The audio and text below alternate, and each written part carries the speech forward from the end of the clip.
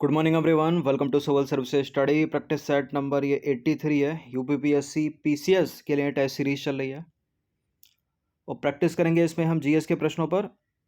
और इस test series की प्लेलिस्ट बना रखी है, वहाँ पर आप टेस्ट नंबर 1 से लेकर 83 या आगे जो भी आने वाला टेस्ट है वहाँ तक पहुँच सकते हो। तो चलिए स्टार्ट करते हैं। दशहरा की हार्दिक शुभकामनाएं सभी को।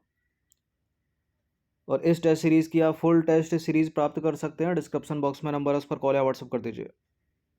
तो पहला प्रश्न है, नाभिकीय शक्ति परियोजना के अंतर्गत पर्यावरण प्रभाव जिनका अध्ययन किया जाना है तथा हल किया जाना है वे हैं वायु, मृदा एवं जल का रेडियोधर्मी प्रदूषण, वन अपरोहण और पेड़ पौधे तथा जंतु समूह की क्षति, रेडियोधर्मी अपशिष्ट का निस्तारण और ये सभी। देखिए सभी, उपरोक्त सभी डी है इसका आंसर।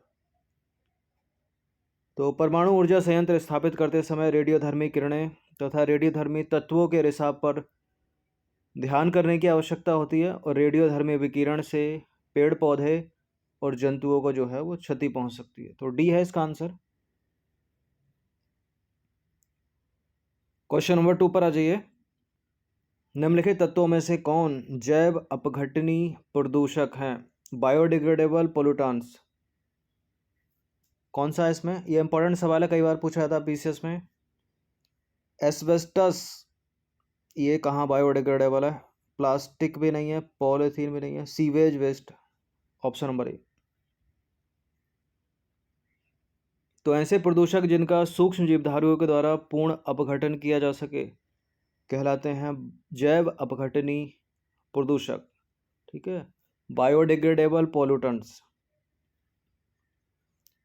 क्वेश्चन नंबर 3 पर आ जाइए। भारत के निम्नलिखित क्षेत्रों में किसमें भूतापीय ऊर्जा स्रोत नहीं पाए जाते? Godavari delta, Ganga delta, Himalaya, western घाट।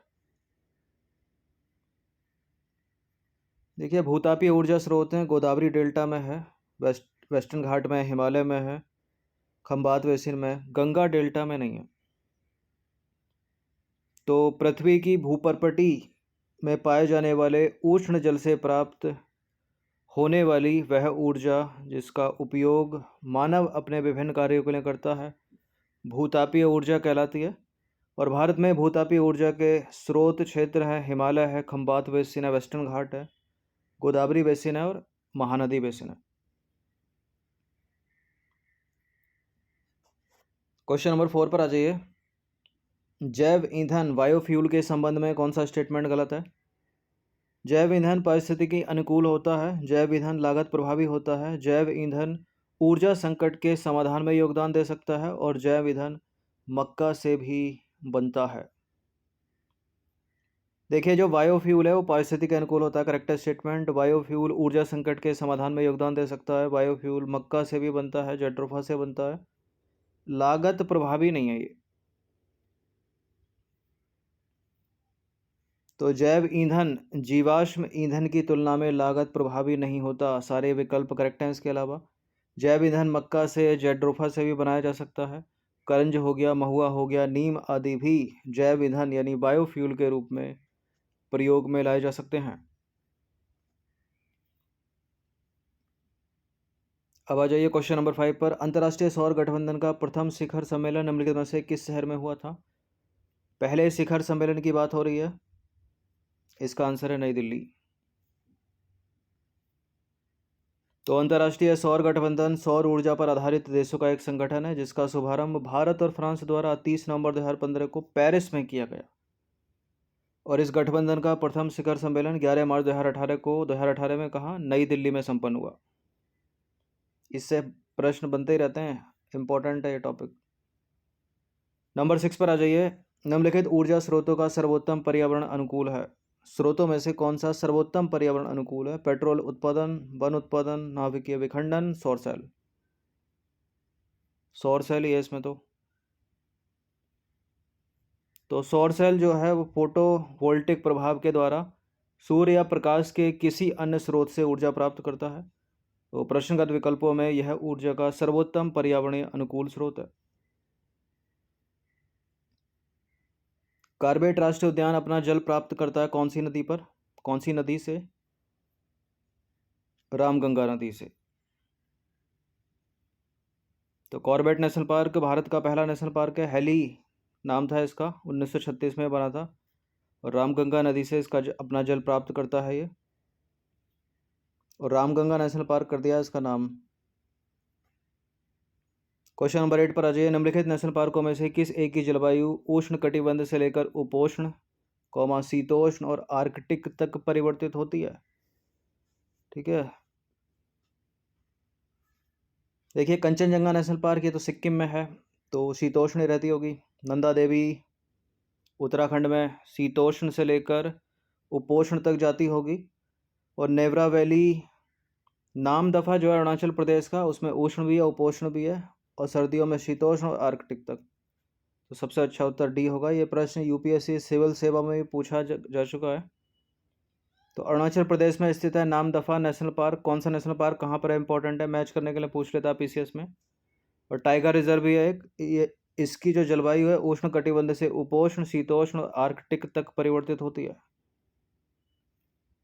क्वेश्चन नंबर 9 पर आ जाइए। निम्नलिखित युग्मों में से कौन सा एक सही नहीं है? बांदीपुर राष्ट्रीय उद्यान कर्नाटक में, मानस वन्यजीव अभयारण्य असम में, पेरियार हो गया केरला, सिंपलीपाल ये तो उड़ीसा में है ना। तो सिंपलीपाल राष्ट्रीय उद्यान कहाँ पर है? मध्य प्रदेश में नहीं है, यह है उड़ीसा में। 10वां प्रश्न है भारतीय हाथियों से रिलेटेड निम्नलिखित कथनों पर विचार कीजिए। 4 स्टेटमेंट है, बताने के इनमें से कौन सा सही है? हाथियों के समूह का नेतृत्व मादा करती है। हाथी की अधिकतम गर्भावधि 22 महीने की हो सकती है। सामान्यतः हाथी 60 वर्ष की आयु तक बच्चे पैदा करने की क्षमता रखता है। और भारत में हाथियों की सर्वाधिक संख्या केरल राज्य में है। यह नीचे दिए गए कूट इनकी सहायता से उत्तर का चयन करना है। देखिए हाथियों के समूह का नेतृत्व मादा करती है, करेक्ट है पहला वाला स्टेटमेंट। और हाथी की अधिकतम जो गर्भावधि है 22 महीने की हो सकती है, दूसरा भी सही है। सामान्यतः हाथियों में 60 वर्ष की आयु तक बच्चे पैदा करने की क्षमता होती है, ना कि 40। तो थर्ड वाले को एलिमिनेट कर दीजिए, और चौथा भी गलत है। भारत के राज्यों में हाथियों की सर्वाधिक संख्या कर्नाटक में है। इसका आंसर हो जाएगा केवल 1 और 2। तो हाथियों के समूह का नेतृत्व मादा करती है, और हाथी की जो अधिकतम गर्भावधि है 22 महीने की होती है। भारत में हाथियों की सर्वाधिक संख्या कर्नाटक में, और सामान्यतः हाथी जो है 60 वर्ष की आयु तक बच्चे पैदा करने की क्षमता रखते हैं। क्वेश्चन नंबर 11 पर आ जाइए। निम्नलिखित में से कौन सामान्य परिस्थिति में वृक्षों के या वृक्ष के पत्तों की सरसराहट का डेसिबल स्तर प्रदर्शित करता है? 10 डेसिबल, 100, 20, 60? 100 तो हो ही नहीं सकता, ठीक है, 10 या 20 में से आंसर है। ये प्रश्न यूपीपीसीएस का रिपीटेड प्रश्न है, 20 उत्तर है इसका। तो सामान्य परिस्थिति में वृक्ष के पत्तों की सरसराहट 20 डेसिबल की ध्वनि उत्पन्न करती है, और ध्वनि की इकाई क्या है? डेसिबल। क्वेश्चन नंबर 2 पर आ जाइए। इंपॉर्टेंट सवाल है, हर पीसीएस में पूछा गया अलग अलग स्टेट के। ग्रीन मफलर संबंधित है किससे? ग्रीन मफलर का संबंध किससे है? ध्वनि प्रदूषण से।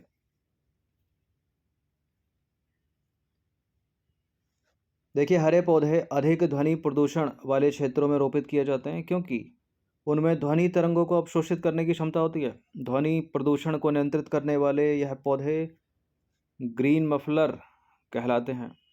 ठीक है, एसएससी में भी पूछा गया है प्रश्न।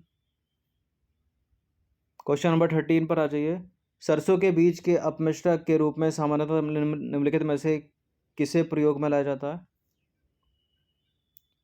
किसको प्रयोग में लाते हैं? ये होता है मिलावट के लिए आरजी मोन के बीज। ठीक है, ऑप्शन नंबर ए। तो सरसों के बीज के अपमिश्रक के रूप में सामान्यतः आरजी मोन के बीज का प्रयोग किया जाता है। सरसों के तेल में इसकी मिलावट से ड्रॉप्सी नामक महामारी फैल सकती है।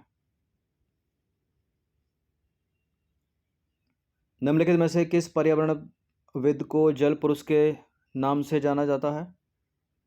सुंदरलाल बहुगुणा, सलीम अली, राजेंद्र सिंह को? Option number B. तो राजेंद्र सिंह को जल पुरुष के नाम से जाना जाता है। जो सुंदरलाल बहुगुणा है उनका संबंध है उत्तराखंड के चमोली डिस्ट्रिक्ट के चिपको आंदोलन से। बहुत सवाल बनते हैं इनसे भी। और सलीम अली जो विज्ञान प्रसिद्ध सलीम अली जो हैं वो प्रसिद्ध विज्ञान विशेषज्ञ हैं। क्वेश्चन नंबर 15 पर आ जाइए। जल प्रदूषण निवारण तथा नियंत्रण अधिनियम किस वर्ष अधिनियमित किया गया था? 1974। तो जल प्रदूषण निवारण तथा नियंत्रण अधिनियम 1974 में अधिनियमित किया गया था। मैच करने के लिए हम पूछा जा सकता है, याद रखिएगा। क्वेश्चन नंबर 16 पर आ जाइए। भारत के किस राष्ट्रीय उद्यान से बाघ परियोजना की शुरुआत की गई थी? तो ये वही है 1936 वाला हैली नेशनल पार्क, जिसका नाम परिवर्तित करके कर दिया गया कॉर्बेट नेशनल पार्क, और वर्तमान में इसका नाम है रामगंगा राष्ट्रीय उद्यान। तो जिम कॉर्बेट या रामगंगा एक ही बात है, ठीक है। 1 अप्रैल 1973 को भारत में जिम कॉर्बेट उत्तराखंड से बाघ परियोजना की शुरुआत की गई थी, और हाल ही में इस राष्ट्रीय उद्यान का नाम परिवर्तित करके रामगंगा राष्ट्रीय उद्यान कर दिया गया है। और भारत में बाघों की जो प्रथम जनगणना हुई थी 1972 में हुई थी। बाकी असम का जो कांजीरंगा राष्ट्रीय उद्यान है वो विश्व भर में सर्वाधिक बाघ घनत्व वाला राष्ट्रीय उद्यान है, याद रखिएगा। अब आ जाइए क्वेश्चन नंबर 17 पर। उष्णकटिबंधीय सदाबहार वन यानी ट्रॉपिकल एवरग्रीन फॉरेस्ट निम्नलिखित में से किस प्रकार की लकड़ियों वाले वन पाए जाते हैं उनमें? उष्णकटिबंधीय सदाबहार वन यानी पर्याप्त मात्रा में चाहिए सनलाइट और 200 सेंटीमीटर से अधिक की वर्षा, रोजवुड, महोगनी, आबनूस, मैंग्रोव। ओक, बालनट, चेस्टनट ये हिमालय वन है। तो उष्णकटिबंधीय सदाबहार वनों में कठोर लकड़ियों वाले वन पाए जाते हैं, महोगनी, आबनूस, रोजवुड, ठीक है। और डेल्टाई भागों में पाए जाते हैं मैंग्रोव। भारी वर्षा चाहिए 200 सेंटीमीटर से अधिक, उच्च तापमान वाली दशाएं चाहिए। क्वेश्चन नंबर 18 पर आ जाइए। यह है जनरल साइंस का प्रश्न। मनुष्य में आमाशय यानी स्टोमक में निम्नलिखित में से कौन सा खनिज अम्ल पाया जाता है? हाइड्रोक्लोरिक अम्ल। देखिए, आमाशय यानी स्टोमक जो है एक मोटी भित्ति वाली थैली है। इसका आकार होता है चपटा, ठीक है, अल्फ़ाबेटिकल इंग्लिश के कैपिटल जे के समान, और यह आहार नाल का सबसे चौड़ा भाग होता है। यह भोजन नली के एक सिरे से भोजन ग्रहण करता है और दूसरी ओर छोटी आंत में खुलता है यानी स्मॉल इंटेस्टाइन में। आमाशय यानी स्टोमक की जो आंतरिक भित्ति होती है वो श्लेष्मा, हाइड्रोक्लोरिक अम्ल और पाचक रसों का स्राव करती है। आमाशय में हाइड्रोक्लोरिक अम्ल भोजन के साथ प्रवेश करने वाले कई जीवाणुओं को मारता है और भोजन को अम्लीय बनाता है, और पाचक रसों को कार्य करने में मदद करता है। जो पाचक रस हैं वो प्रोटीन को सरल पदार्थों में विखंडित कर देते हैं। क्वेश्चन नंबर 19 पर आ जाइए। इनमें से कौन मच्छर जनित बीमारी नहीं है? Typhoid, chikungunya, dengue, malaria. Malaria है, डेंगू है, चिकनगुनिया भी है, साल्मोनेमा टाइफी से होता है टाइफाइड, तो एक बैक्टीरिया है वो। तो टाइफाइड बुखार वो है जो है वो साल्मोनेला टाइफी से होता है, जो कि बैक्टीरिया है एक, और टाइफाइड एक जीवाणु संक्रमण है यानी जीवाणु जनित बीमारी है। ये अलग अलग करने के लिए पूछ सकता है मैच करने से, इनमें से कौन सी जीवाणु जनित बीमारी है या जीवाणु जनित बीमारी नहीं है, उसमें कोई वायरस वाली ऐड कर देगा। तो यह सिर्फ एक अंग को ही नहीं बल्कि संपूर्ण शरीर को जो है या शरीर के कई अंगों को प्रभावित करता है। मलेरिया, डेंगू, चिकनगुनिया की बात करें तो मच्छर के काटने से होती है ये। मलेरिया से बहुत प्रश्न बनते हैं, ठीक है। मादा एनाफ्लीज मच्छर के काटने से होता है, और डेंगू जो है वो एंडीज के काटने से। क्वेश्चन नंबर 20 पर आ जाइए। स्टेटमेंट वाला सवाल है। 20वां प्रश्न करंट अफेयर्स का सवाल है। निम्नलिखित कथनों पर विचार करेंगे। पहला स्टेटमेंट है, विश्व में भारत सबसे ज़्यादा कपास उत्पादक देशों में अग्रणी स्थान पर है, और भारत के गुजरात राज्य में कपास का सबसे ज़्यादा उत्पादन होता है। विश्व में भारत है या चीन है सबसे अधिक कपास उत्पादक देशों में अग्रणी? भारत ही है, ठीक है। और भारत का गुजरात या तमिलनाडु? भारत का गुजरात राज्य ही कपास का सबसे ज़्यादा उत्पादन करता है। तो दोनों के दोनों स्टेटमेंट करेक्ट हैं, सी है इसका आंसर। तो भारत जो है विश्व में सबसे अधिक कपास उत्पादक देशों में अग्रणी स्थान पर है, और भारत के गुजरात राज्य में कपास का जो है सबसे अधिक उत्पादन होता है। तो 20 प्रश्न थे इंपॉर्टेंट, इनकी प्रैक्टिस 1 से 2 बार कर लीजिएगा। इन सभी टेस्ट का PDF प्राप्त कर सकते हो पेड टेलीग्राम ग्रुप से। डिस्क्रिप्शन बॉक्स में नंबर है, उस पर कॉल या व्हाट्सअप करके। धन्यवाद।